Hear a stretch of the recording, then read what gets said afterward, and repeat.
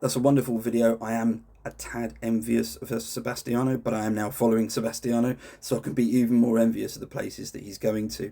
In any case, Segesta is a really interesting place, and I've got a couple of facts for you about Segesta that may be of interest. Let's start with the temple first. So that temple dates to the end of the 5th century BC. It's Greek Doric, and it wasn't finished. More interesting than that, Segesta wasn't a Greek colony. It wasn't Greek at all. It was Hellenized. It came under lots of Greek influence, but it wasn't founded by Greeks. Now, if you've listened to my Ancient History Hound podcast, you might have noticed there's an entire mini-series on Ancient Sicily, and I talk a lot about the colonies coming over from Greece and, basically being founded on Sicily. I also talk about the Phoenicians and the Carthaginians. Loads on there, so go and have a listen. In any case, Segesta was not Greek.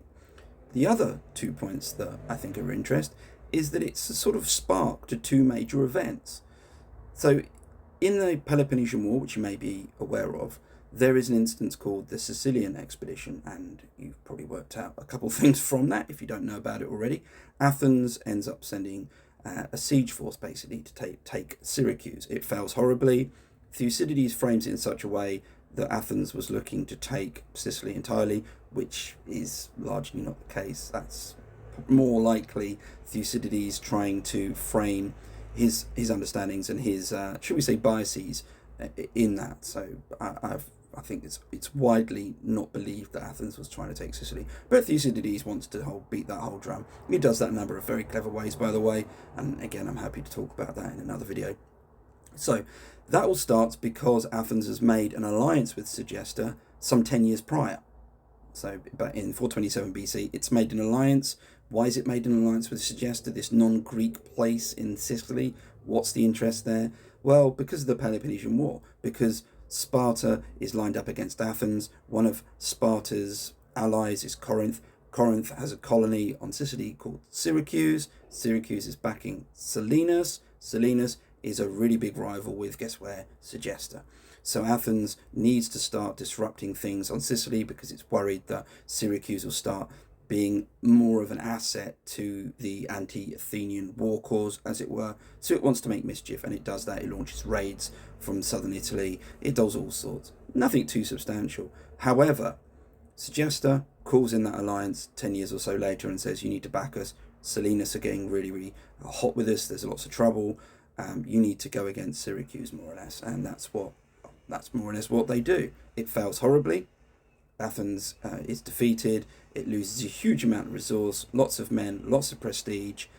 Inadvertently, because of the series of events leading up to this, and including the siege, Athens is relying more and more on its allies for support, for resources, and its allies say, you need to start making raids on Spartan lands again. Why is Athens not doing that? Because there's a peace of Nicias. There's been a peace in place at that point for a few years.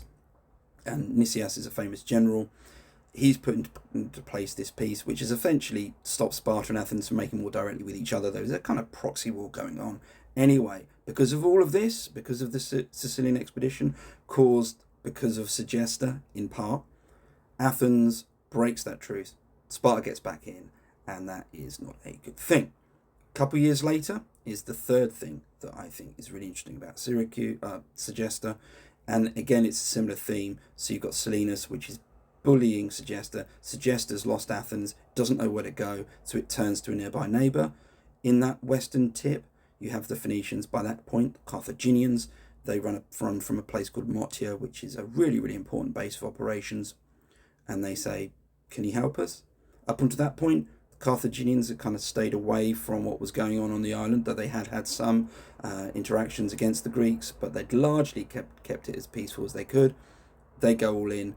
Whether or not that was actually Carthaginian-led or just opportunistic is debated. In either case, large Carthaginian army turns up. It then takes Selinus, takes Himera, which is quite a famous Greek colony. It's not particularly good for the Greeks at that point.